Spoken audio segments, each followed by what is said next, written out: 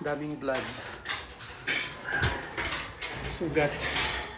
Kagigising lang natin guys. At today, magpapakabit naman tayo ng bubong. Kasi pina-extend natin yung bubong natin doon sa taas. Let's see. Gamit na gamit talaga yung binili ko na mga tools. So, mura lang bili ko dyan. Kasi bago ko nabili tong tools na to guys, ang ginagawa ko, nagre-rent ako everyday. Parang sa welding machine pa lang 600 pesos per day yung rental. Sabi ko parang mahal. Kaya nag-decide na ako na bumili na lang mga tools. So, ayan. Mas nakakatipid. So, dito tayo sa third floor. So, ayan kasi pina-extend natin yung bubong dyan. Kasi pag umuulan, papasok yung water dito. So, ayan. Medyo na ano naman na nila, natayo na nila. Lalagyan na lang ng bubong, patitibayin yung yung welding, tatakpan ng bubong. Yan. At ito na nga yung pagkakataon, nahawakan ko na yung dulo ng bubong na magiging dahilan ng aking pagkasugat sa kamay. Yan, kitang-kita naman, di ba? Hawak ko sa dulo. Hindi ko alam na ganun pa nakatalas yung dulo ng bubong na yan. Ayan, ako pa naman yung nasa baba, so tulak-tulak pataas hanggang, ayan. Oo. Patayo. Yung salamin. Part na yan. Pag-akyat ni Kuya doon, dyan, kasi itatayo niya na yan, doon ko na naramdaman na nasugat na yung aking daliri. Pero hindi ko naman pwedeng bitawan yung bubong dahil nga hawak-hawak at buhat-buhat ko siya. Kaya kahit dumudugo na, dire-diretso pa rin yung pagbuhat ko.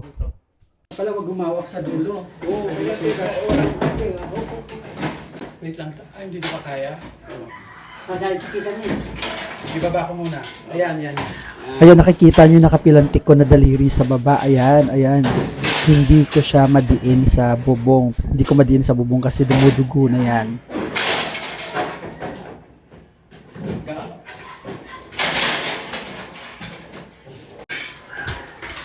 Sugat. Daming blood. Talim pala yung dulo.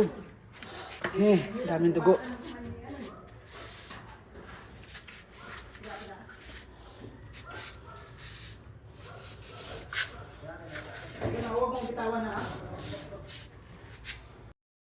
So ayan, tatlong bubong lang naman yung kailangan dito. Tatlong bubong. At kahit tayo ay sugatan, tuloy ang trabaho. Tara!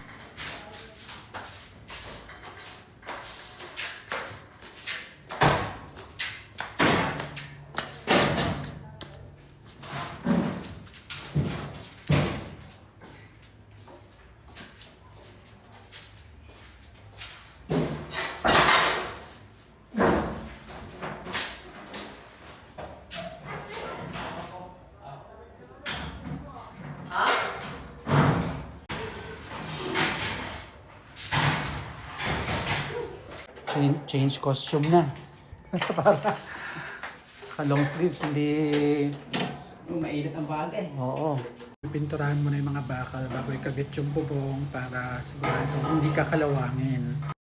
Nga dito para hawak ako dito. Dahil ayaw natin may perwisyo yung ating kapitbahay, sinigurado natin hindi matalsikan yung kanilang bubong ng welding. Lalong-lalo na naka-solar sila. Yan.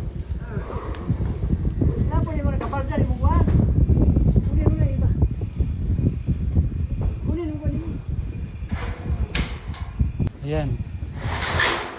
Diretso na yan. Basta pantay naman yan eh.